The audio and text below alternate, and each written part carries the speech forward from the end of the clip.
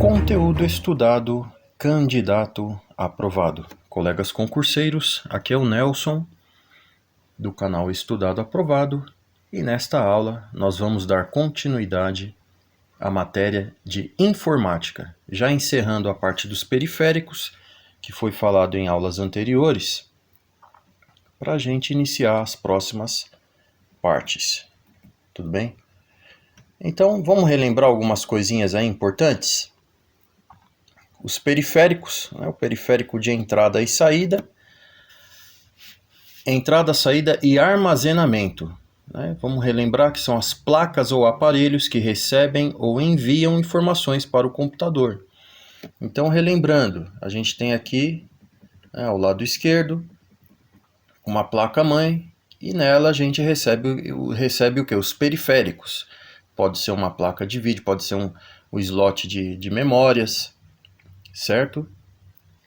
Os componentes, as placas, Hoje em dia tem muita coisa USB, enfim. Tá bom? Lembrando aí de alguns periféricos de entrada: o teclado, o mouse, um scanner, um microfone. Mas e se for um notebook? Um notebook, ele já tem os periféricos integrados. O notebook, que um notebook já tem integrado? O monitor, o mouse, que é um mousepad, o teclado, que já é tudo nele, então é compacto. Porém, a nível de conhecimento em provas, podem cair questões envolvendo periféricos das torres, das CPUs, que são periféricos externos que você tem que conectar um mouse, uma webcam, tudo bem? Um scanner, um microfone, conforme está o desenho aqui que vocês estão vendo. O periférico de entrada, o mouse, uma webcam, um scanner, que esse modelo aqui já é um pouquinho antigo, ele depende muito do objetivo, porque scanners já estão juntos aí das impressoras multifuncionais. Os teclados, microfones, tudo bem? Então vamos aqui continuar, agora uma parte que a gente não viu, que aqui tem o desenho aqui dos periféricos de entrada, e agora nós vamos conhecer os periféricos de saída e as diferenças deles, porque pode cair em prova perguntando aí perguntando sobre periféricos de entrada e saída. O nome já diz saída, aquilo que o computador está transmitindo. Então vamos lá, periféricos de saída são aqueles que recebem informações do computador. Vamos grifar essa parte? Porque pode cair em prova. Em concurso público, tudo é importante. Eu sou funcionário público, eu sou suspeito para falar sobre isso aí, sobre essas informações importantes, tudo bem? Então, os periféricos de saída, eles recebem informações do computador. Monitor, impressora, caixa de som. Aí pode dar um bug aí na sua mente para você entender. Mas qual a diferença? Entrada ou saída? Vamos lá, vamos quebrar esse tabu aí. Entrada. Gente, a gente conecta um mouse para a gente entrar, com um movimento de um cursor, por exemplo. Eu estou movimentando esse cursor graças a um periférico que eu inseri no computador, que é um mouse. Beleza? Não tem webcam, mas você inseriu, então é um periférico de entrada. Não tem teclado, mas você inseriu no computador, então é um periférico de entrada. Você está utilizando porque você inseriu no computador. Fechou essa parte? Quebrou o tabu? Beleza. E a saída? É aquilo que o dispositivo está recebendo. Por exemplo, poxa, eu tenho uma CPU aqui, eu tenho uma torre, um computador, mas não está saindo a imagem, não tem onde eu enviar a imagem. Aí você vai ter que providenciar um periférico de saída. Estou dando um exemplo bobo para a gente entender na hora da prova. Saída, então está saindo a imagem e vai entrar onde? No receptor ali, que é o monitor. Olha aqui o exemplo, um monitor, e dentro dele você vê que tem um sistema operacional que é o Windows. Olha aqui o Start, o botão iniciar. Mesma coisa, o computador não tem som. Vamos então instalar um periférico de saída. Sai o som e recebe na caixa. Então está saindo o som do computador e recebendo aqui na caixa, nas caixas de som. certo? Entre outras coisas aqui, né? Tipos de impressora aqui, inclusive eu vou pesquisar, que negocinho antigo isso aqui, hein? Ou eu tô voando aqui na maionese, o que é isso aqui? Eu nem sei.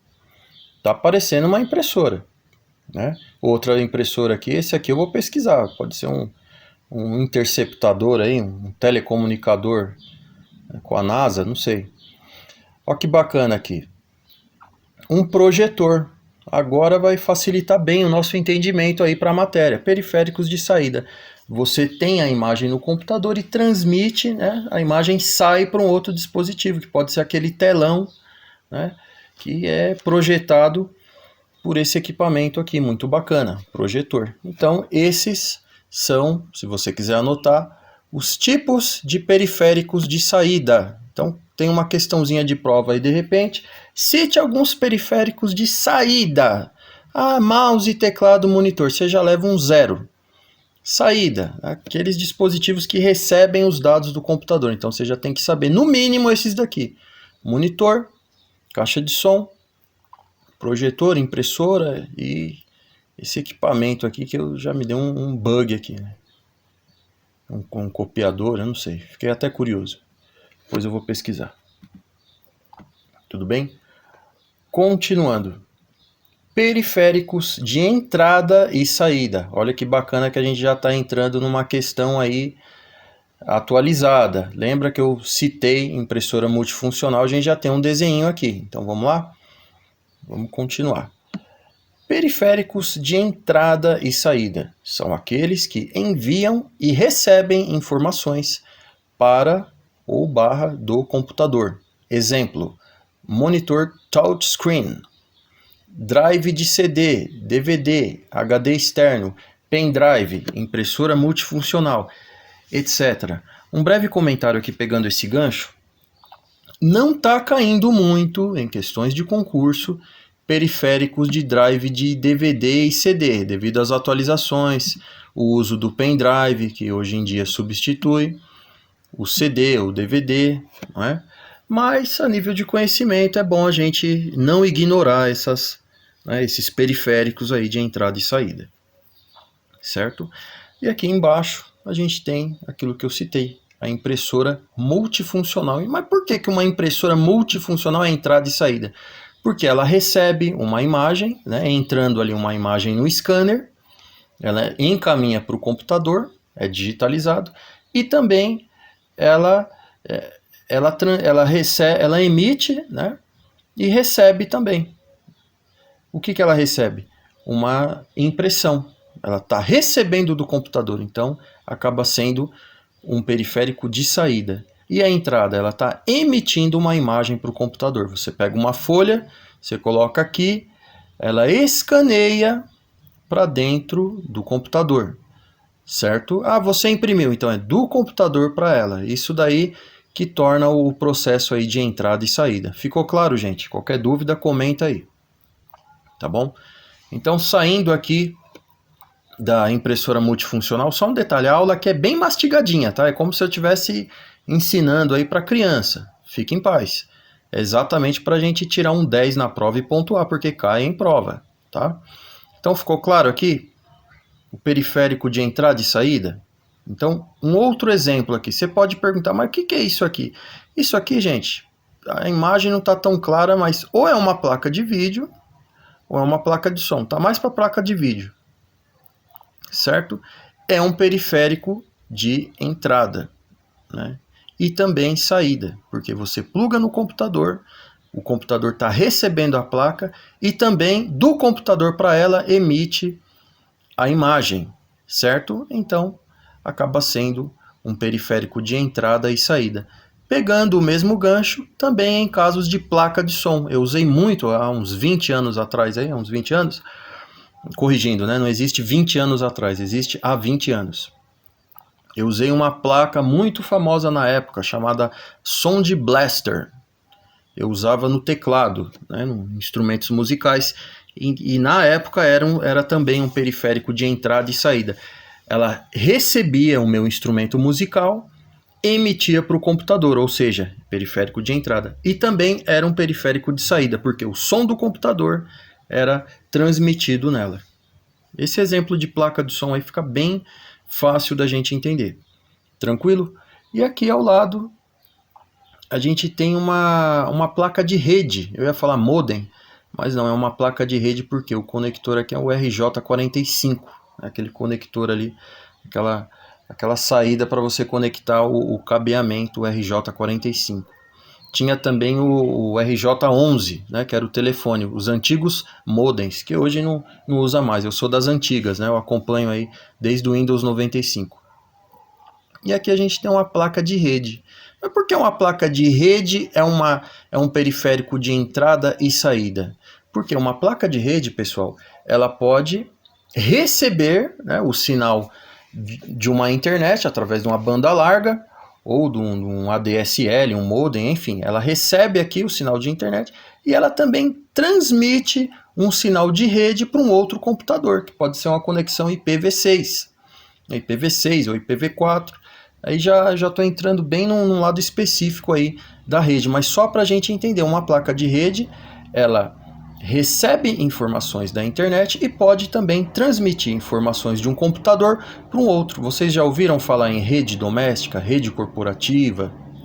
Não é? Você tem ali um computador que é acessado por outro computador. Particularmente eu tenho pastas compartilhadas na minha rede. Eu tenho uma pasta chamada servidor, e ela é compartilhada em outros computadores da minha rede. Tudo bem? Então, isso faz com que a placa de rede ela seja um periférico de entrada e saída. Ah, mas hoje em dia é diferente, gente. Já vem acoplado em alguns computadores, notebooks, mas vamos entender os periféricos, vamos conhecer os periféricos antigos, enfim. Tudo bem? Continuando. Esse dispositivo aqui parece que é da Nokia. Não sei se é um iPod, não está tão claro aqui, porque deveria ter o nome aí dos negócios, porque senão eu confundo tudo. E aqui um periférico de entrada e saída. Não, peraí, né? Falou aqui, né? Monitor touchscreen, drive CD e DVD, será que é esse aqui? Acho estranho. Ah, cara, HD externo, meu. Aqui, ó, HD externo. Verdade, um HD externo, ele é um dispositivo também de entrada e saída. Recebe dados e emite dados. Desculpem, essa daqui foi mal. E o monitor touchscreen. Ele recebe a imagem do computador, né? E você também emite para o computador dados. Né? A partir do momento que você toca na tela e o computador recebe informações, esse dispositivo passa a ser um periférico de entrada, certo? Ah, mas e a saída? É a imagem do computador vindo para ele. Ficou claro?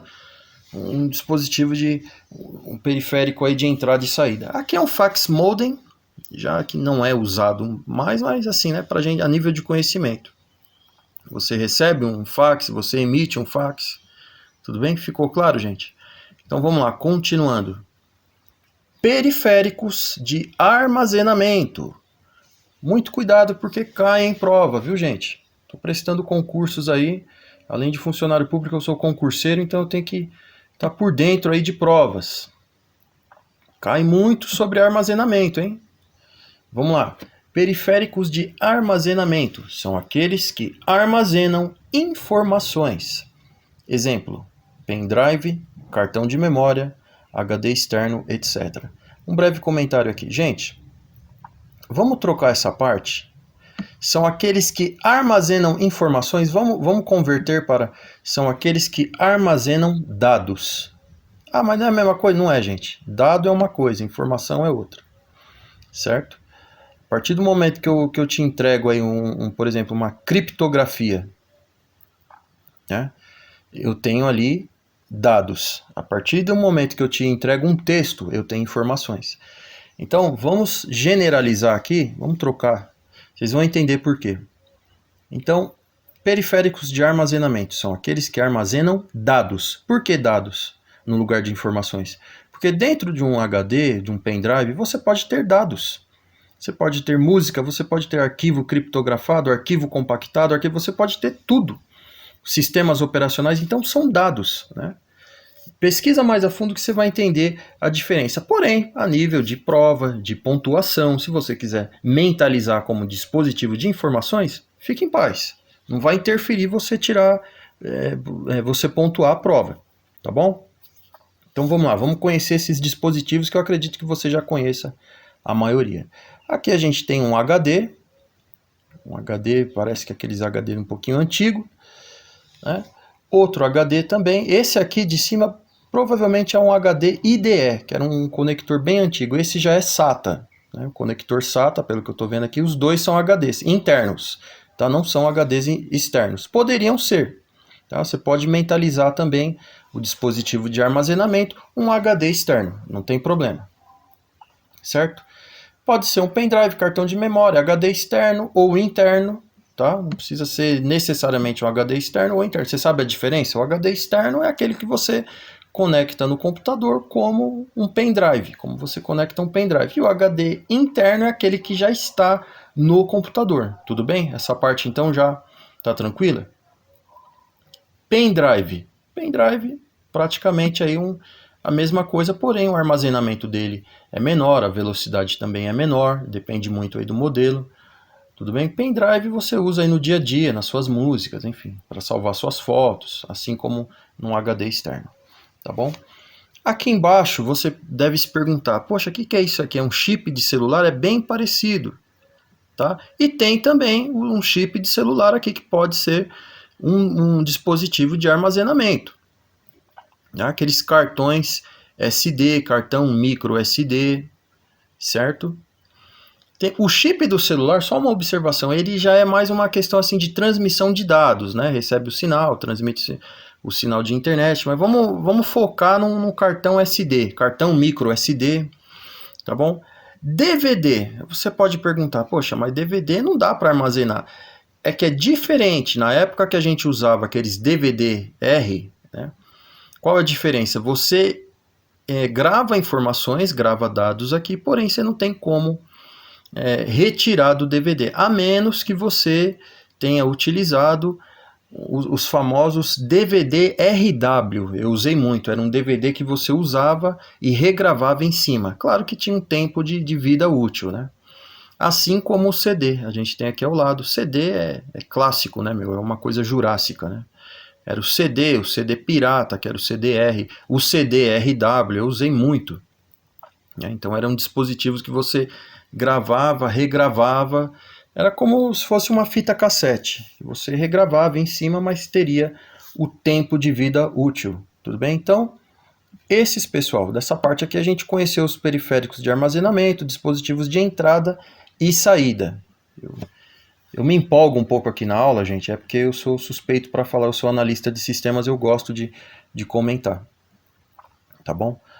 Outra parte muito importante, gente, que cai em prova. Vamos ver se vai dar para ministrar ainda nessa aula. Se não der, a gente continua na próxima.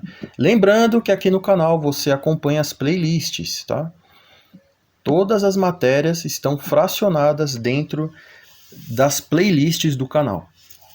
Tá bom? Dá uma conferida aí, se inscreve, dá o like. Vamos continuar dessa parte aqui, ó. Software. Software é um agrupamento de comandos escritos em linguagem de programação. Estes comandos ou instruções criam as ações dentro do programa e permitem seu funcionamento. Um software ou programa consistem em informações que podem ser lidas pelo computador. Assim, deixa eu repetir essa parte aqui. Um software ou programa consiste em informações que podem ser lidas pelo computador, assim como seu conteúdo audiovisual, dados e componentes em geral. Para proteger os direitos do criador do programa, foi criada a licença de uso. Todos estes componentes do programa fazem parte da licença. Um breve comentário aqui. Antes de entrar na parte da licença, vamos entender o que é o software, porque cai em prova. Tudo bem? A gente está numa época que é comentado sobre o software, sistema operacional, código aberto, código fechado.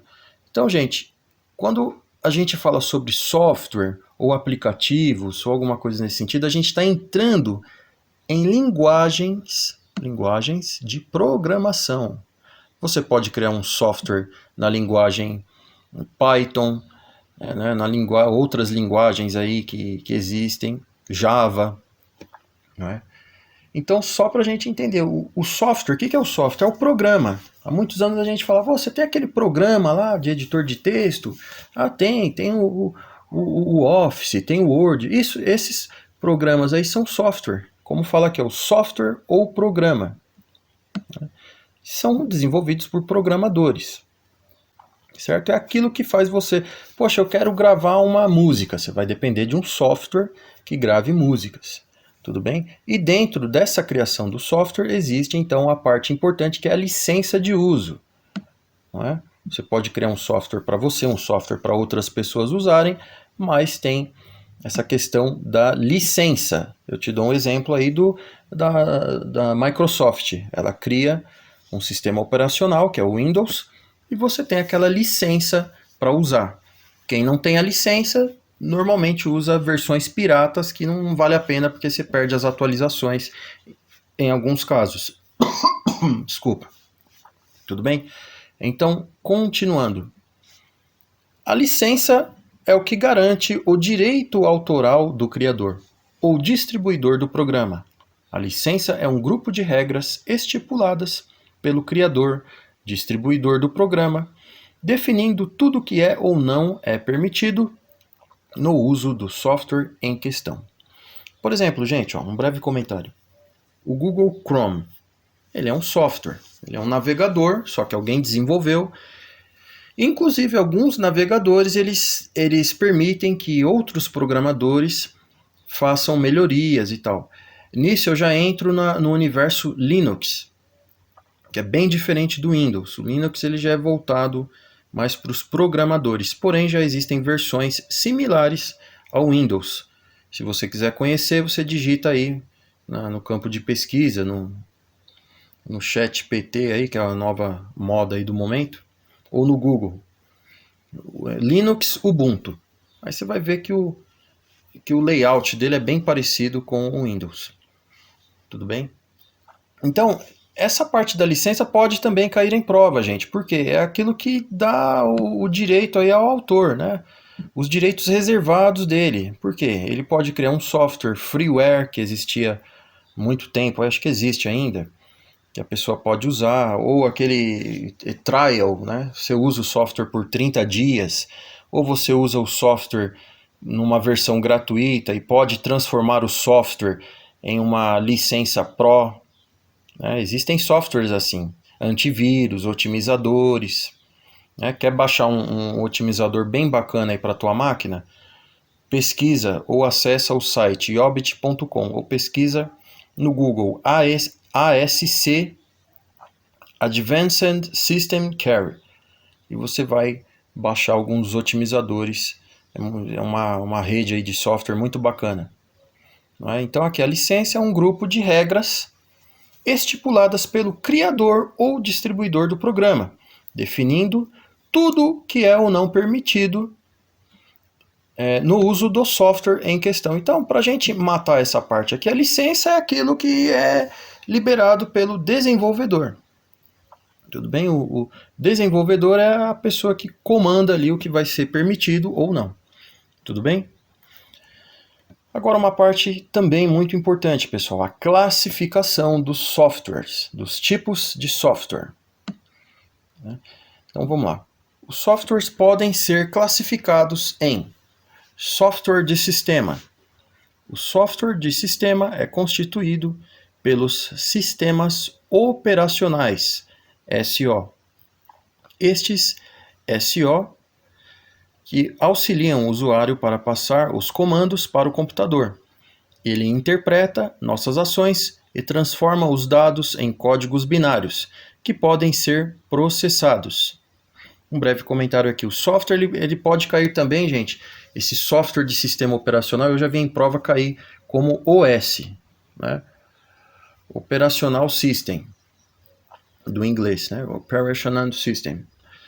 Então, ele já é o software de sistema, ele já tem a ver com o sistema operacional da máquina. Por exemplo, o Windows é um software de sistema, é um sistema operacional, certo? Linux, o Mac, né, os softwares da Apple, enfim. E é interessante esse processo, né? Ele interpreta nossas ações e transforma os dados em códigos binários que podem ser processados. Agora tem a ver com aquilo que eu falei no começo da aula. Dados em códigos binários que podem ser processados. Vocês entenderam agora a diferença do dado com a informação? Né? E também, continuando aqui, o software aplicativo. Este tipo de software é basicamente os programas utilizados para aplicações dentro do SEO. Teve um errinho aqui, gente, de ortografia. Será este tipo de software? Estes tipos de software são basicamente os programas, né? É basicamente os programas. Basicamente o programa, né? Se fosse arredondar tudo para deixar no plural, ficou meio fora da concordância que a pessoa que fez a apostila. Mas enfim, dá para entender. Programas utilizados para aplicações dentro do sistema operacional, que não estejam ligados com o funcionamento do mesmo. Exemplos: Word, Excel, Paint, bloco de notas, calculadora, enfim. Gente, entendam essa parte. Software aplicativo, ele é desvinculado do sistema operacional. Por exemplo, o Word, ele é vinculado ao Office que está no computador, embora hoje em dia já existam as versões web, Word Web, Office 365, Office Online, que você pode usar no celular ou no computador. Mas na íntegra aqui, o que ele está querendo dizer? Que existem os softwares vinculados ao sistema operacional e os softwares desvinculados do sistema operacional. Né? Por exemplo, o WordPad é um editor de texto que vem junto com o Windows, na maioria dos casos. Esse WordPad ele é vinculado ao Windows, certo? Diferente de outros editores de textos que podem ser baixados na Play Store para você usar no seu celular. Você entendeu a diferença? Né? Para arredondar, para a gente mentalizar isso, software de sistemas vinculados aos sistemas operacionais. Software aplicativo, são os aplicativos que você usa no celular. Fechou? Tranquilo? Então vamos lá, continuando. Software de programação. São softwares usados para criar outros programas a partir de uma linguagem de programação, como Java, PHP, Pascal, né? C++, C++, entre outras. A pronúncia correta acho que é Pascal. A partir de uma linguagem de programação. Gente, olha que bacana. Ó. Softwares usados para criar outros programas. Olha que bacana. Eu posso estar, por exemplo, dentro do Windows e programar dentro do Android Studio. Dentro do Windows eu posso programar aplicativos para serem usados em celulares. Né? Ou então eu, dentro do Windows, há muitos anos, por exemplo, eu fazia algo dentro do Visual Basic. Né? Você então vai programando dentro de um sistema operacional para outro sistema. Ou pode também não ser assim, né? Você cria um software de programação em outro ambiente, certo? Ou seja, se cair em prova, o que a gente tem que saber? São os meios para a gente programar, para a gente criar outros aplicativos ou software. Isso são softwares de programação. Tudo bem? Só que para criar um software a gente vai depender do quê? De uma linguagem de programação. Tá bom? Gente, a aula está sendo encerrada. Na próxima aula da matéria de informática a gente vai continuar nos editores aí de texto. Tá bom? Se esse conteúdo está te ajudando na tua prova, no teu concurso, inscreva-se, compartilhe, fique em dia com as atualizações, acompanhe as playlists. Tudo bem? E lembrem-se, conteúdo estudado, candidato aprovado. Se você estudou o conteúdo, ele é equivalente à sua aprovação. Tá bom? Um abraço, a gente se vê na próxima. Valeu!